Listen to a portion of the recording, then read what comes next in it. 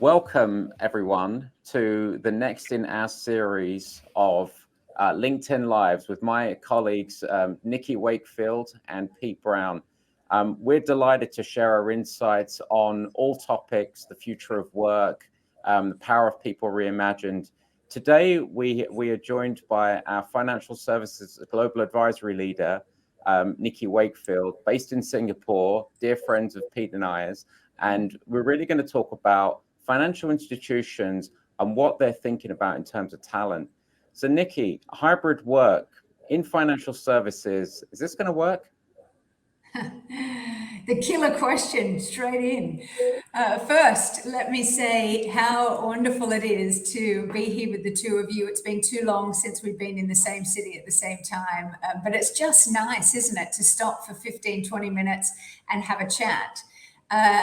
Not only just to have a chat, but what we're talking about are some of the most critical existential things that are going on in the world today. But what a killer question to start with, Bhushan. It's interesting you say that because I was talking to a very senior executive of a global bank very recently in the last week. And actually this person said to me, hybrid's not going to work. Now, let me again just reiterate, we're talking financial services here. And he said, we're going to spend a lot of time and a lot of money and a lot of effort trying to make something work that in reality is, I think, going to have too many complications and too many difficulties. And if you think about in such a short period of time with COVID, how quickly everybody went virtual, digital, customers of banks, insurers, asset and wealth managers, are we, the argument is, are we kidding ourselves? And we're just making it difficult for ourselves to say, let's go halfway back if we can't go all the way back. So it's a really interesting, provocative discussion. I'd love to have it with you. I mean, Nicki, I think if you think about many of the banks we work with, the utopia for them pre-pandemic actually was how do we get our customers actually to engage with us digitally? And they tried all sorts to do that and actually failed. And overnight, obviously, there's been that transformation. So there's a changing sort of behaviour of their customers, but equally provocatively, right? So some of the organisations I work with in the financial asset management space would offer a different view around hybrid, right? They'd say, absolutely, there are things that we've learned, things that we didn't think were possible before. And if you think around, so the areas of focus conversations I'm having is around, well, it depends on the role, right? There are some roles where absolutely you need to be properly to an office. There are other reasons why you might want to be in the office in terms of learning, in terms of coaching and all the rest of it. But I think there's a danger actually in terms of potentially disenfranchising maybe people with caring responsibilities. But we know from employees that actually a degree of flexibility, maybe 2 or 3 days remotely, is quite important. Right? We're seeing that, I would suggest, in some of the movements in the recruitment market, not least in the financial services sector. So I think between us, actually, we put the two ends of the spectrum in terms of will hybrid work or won't it? As ever, it's a balance, I think.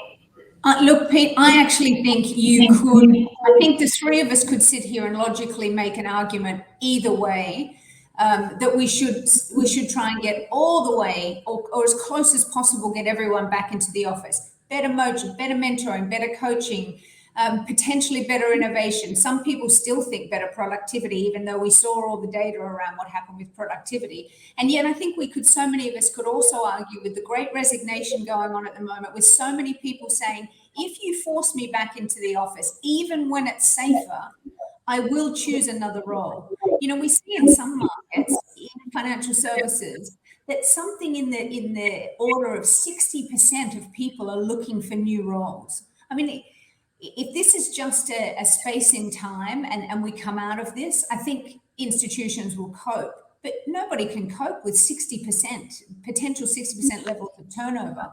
So I think if companies are faced with that level of challenge, that people are saying, if you force me back into an office or force me to work in a way I don't want to work anymore, or the other option is digital, virtual, completely flexible, then I think organizations will pretty quickly figure out, just as we did with our clients in COVID, how to make things work fully digitally. Yeah, and Nicki, workplace is just one factor of what's going to attract and retain talent. As we know, a lot of banks are going through big, messy transformation programs. They are trying to change out a lot of legacy systems. It is hard work, whether it's remote or in person. And I would take the counterpoint that a lot of, obviously I'm showing my bias, I'm in the office, a lot of our clients, especially in urban centers, want people to come back 2-3 days a week. Even now, some are mandating vaccines, but they're saying it's so important for our culture and that human connection. And there's a risk that you can actually become really disconnected from an organization and your leaders if you haven't met them for 12 to 18 months. But I think what institutions are really also focusing on is to say, how can I be more attractive? How can I give my people better tools, better experience, better flexibility, different types of rewards? Yeah, again, Bhushan, I mean, what some of the best days I've had in the last month have been days when I've been with my colleagues and days where we've, you know, we were in what we call our experience center last week, and we were in there with clients, and we just had such a fantastic day, and I was on a high, as was the rest of the team, more than I had been any other day when I'd been at home. But I'm also, as are many of my friends and colleagues, catching up with clients or with their colleagues or with their peers or their boss or whatever it may be, outside of offices. You know, there's different places to meet people and to get things done. So I do think the other thing that really challenges me sometimes is watching my 14-year-old son. And my 14-year-old son has friends that he hangs out with and spends time with. He's never ever physically met them, never. But they're his friends. So the way that we historically, as slightly oldies, if you don't mind me saying so, made friends and built relationships and built trust, the way that we did that is not necessarily the way that the next generation or you know, the naughties are doing it. They're much more comfortable. Look at the way most people meet and fall in love these days. It's online dating. It's not with friends. It's not in bars, as many people did. It's not even at work. It's online dating.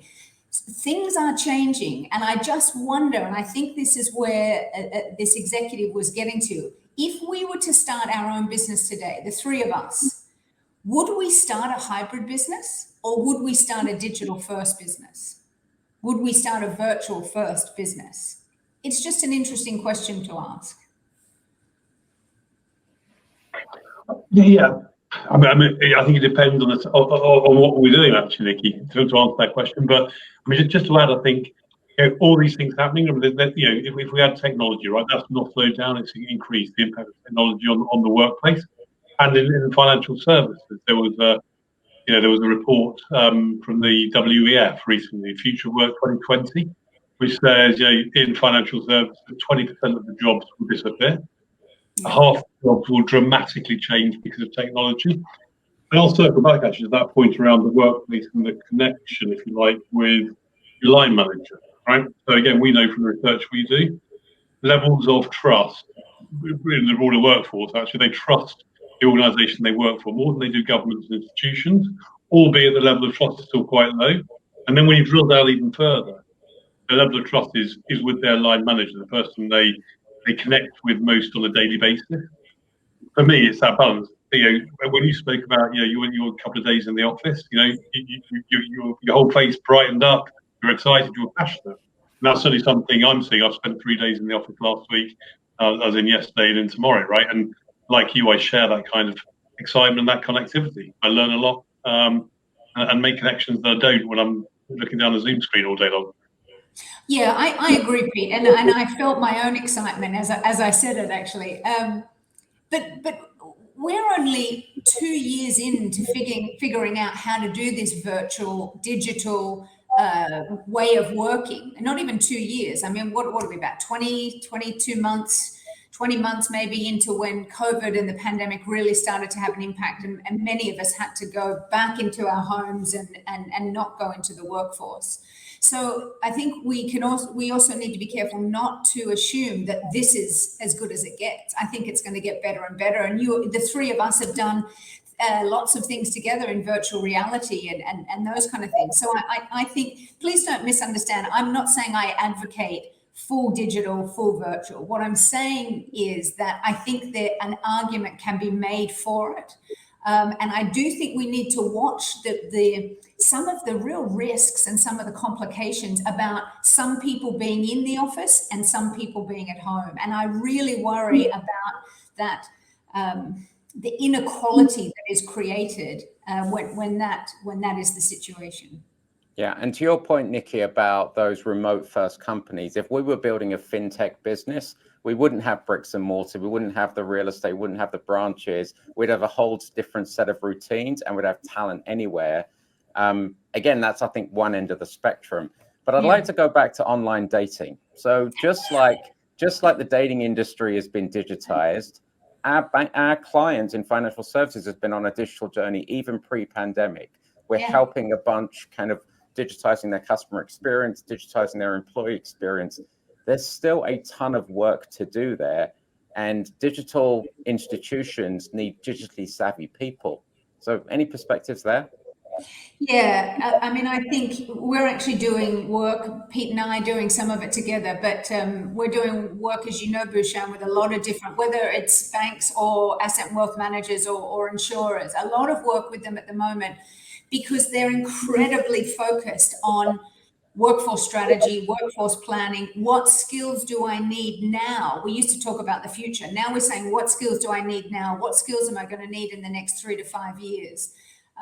And it is still very much digital type skills, it's data skills, it's cyber skills, but we're also moving past that broad set of almost core skills that everybody's going to need. And we're starting to think about, you know, how do we reinvent the relationship manager? What is the relationship manager going to look like and be like? What different skills and capabilities? To what extent will they even be meeting people physically?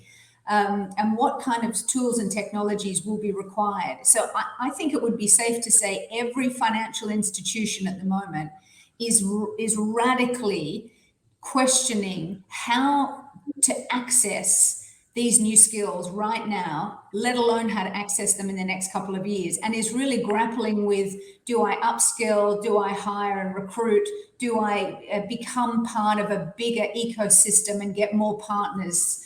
Or to what extent do I do a combination of all of those things?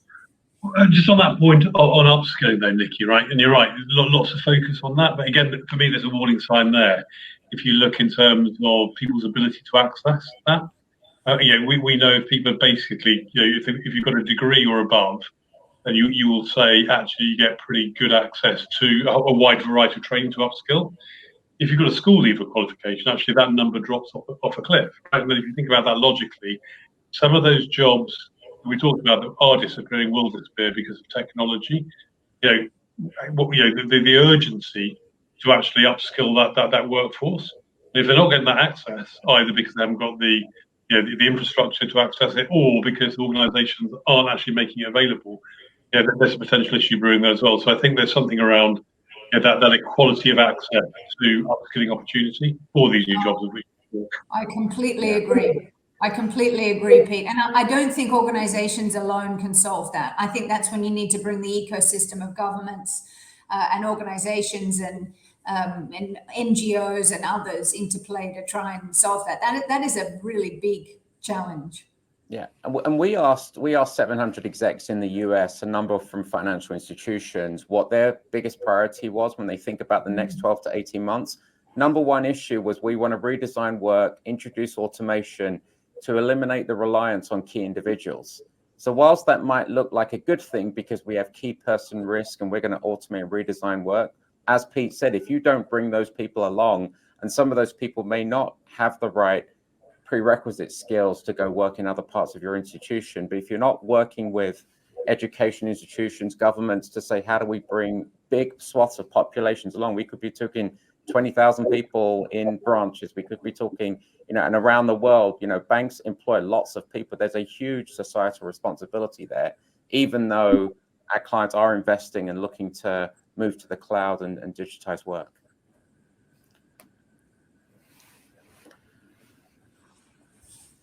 So, Nicki, culture has been talked about a great deal in financial services from when we started working post financial crisis with a number of banks. a lot of them are saying their culture has been working really well, but also their culture is a reason why they want to come back to the office. How do we reconcile those two? Yeah, I think culture actually, if I'm not wrong, Bhushan, in some of the research you recently did, was cited as the biggest concern about hybrid or remote working. And there's no doubt that it is or could be a challenge, but it could also be an opportunity.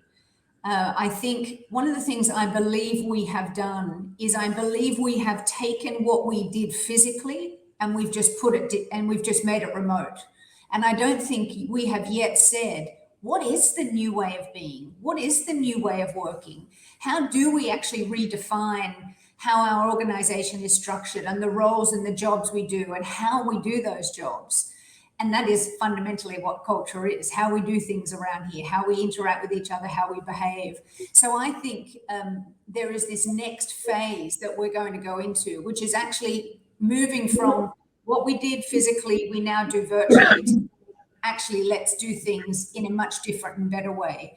And this is what the banks and the insurers are challenged with today. They're looking at all the disruptors. They're looking at the fintechs and the insurtechs, and they're looking at the way they're operating, largely digitally, largely remote. And they're saying, what can we learn there? We don't want to be them because we have other things in our culture and the way that we do things that we want to hang on to, but what can we learn? And I think this is going to be a really big focus of attention for a lot of C-suites in the future. I don't know, are you guys talking to clients about culture at the moment? Well, yeah, but I think to build on what you were saying there, Nick, I think we're seeing the extremes. We're seeing some organisations where it's a handbrake on everybody back in the office, 4 or 5 days a week. We're seeing others that are saying, no, totally remote's fine. And I would say the vast majority somewhere in between. Yeah. But I think, my personal view on this is we are in the start of a probably 2-year experiment. And no one has the answers to this, right? And I think people are going to try things. They're going to try to capture some of the things that work. They're going to make some mistakes on the way. I think the skill, if you like, is spotting those and finishing them, moving on. See what we've learned from those. But yeah, I think it's a couple of years at least of trial and error. I agree, and it's interesting because I think we live in this time of hyper personalization, where it's up to us as leaders of people and teams and businesses to understand individuals' needs and how, because we know that people that are happy and they feel like they're living the life and they're living their work the way that they want to, they're better, they're more productive, they're more impactful, they're more impressive. But I think that will lead us to some kind of hybrid if we don't move past the moving what was physical into remote on its own. I think if we can take what all of these individuals are looking for and then turn that into a completely new way of working, post-industrial revolution, we don't have to operate anymore. I mean, can you imagine, guys, us saying to our grandchildren in a few years' time, I can just picture this, my little granddaughter saying to me, remind me, Grandma, what did you used to do? You used to get up at 6 o'clock in the morning, you'd get showered, you'd get dressed, you've had your breakfast, then you'd drive or you'd get on a train for an hour, then you'd sit in a cubicle or in an office on your own for 10 or 12 hours, and then you'd do the same thing all over again to get back home. It doesn't, and they'll say, why did you do that again? And you didn't come home and have dinner with your families, and you didn't get to do your exercise. And so, that is obviously the opposite extreme. But now when we talk about that, it seems like such a crazy way to live and work. And maybe back to where we started, Nicki and Pete, this is why hybrid, if you're going to be all in on hybrid, you've got to change everything from your management practices, your performance management. You've got to really use data to make sure that there isn't any bias that you mentioned, Nicki. And that could be a reason why people say, I'm either going to be a digital first business, maybe coming together around signature events, maybe once a quarter, or I'm going to be an office-based business, but I'm going to do it right. I'm going to learn the lessons of 2021 and 2020, and I'm actually going to have real flexibility in managing by outcomes. And I guess none of us have the crystal ball. And like you said, Pete, it's a set of experiments. Well, it is, and I think it also, whatever you decide to do, for me, back to your point again around hyper personalization, but by and large, workers are quite smart, right? So it's around being clear about what you're doing and why you're doing it, and being transparent with them, to kind of create that trust. Because ultimately, back to your point around all the changes going on, Bhushan, you need people to kind of enable that and make that change happen, right? So for me, trust is at the centre with your workforce and employers. So as we look to wrap up, I think what we've discussed is financial institutions have a great opportunity to attract and retain some of their talent. They've got to kind of think about purpose. They've got to think about how they drive automation in a responsible way. And they've probably got to look to other sectors, maybe the tech sector, maybe other sectors, to say, how do we make sure that we're not at risk of kind of losing any talent? Any closing remarks, Nicki and Pete, as we look to wrap? Actually, the thing that's stuck in my own head is just this last conversation that we had about hyper-personalization. And I do think we often think if it's digital first, it means we're not personal, and it means we don't see each other. And I think you can still see each other. And I did hear one of our colleagues say the other day that she thinks more than ever before, the art of listening and the art of, just being still with somebody else and really being present with them is never been more important. So that's probably my thoughts, Bhushan. My thoughts are less profound. It's more just to thank Nicki, right? Because whenever I speak to Nicki, it's either 6 a.m. in the morning or 11 o'clock at night when she's in Singapore. It's always lovely to see her. So I love it, Pete. I love it every time. Well, let's hope the next time we can do this, it's either in Singapore, London, or New York. Well, together. Exactly. Well, thanks, Nicki and Pete, and thanks everyone for listening in. If you have any comments and questions, please continue to add them in the comments, and we look forward in a few weeks' time in the next of our series. Thank you again. Have a great day. Thanks, guys. Bye.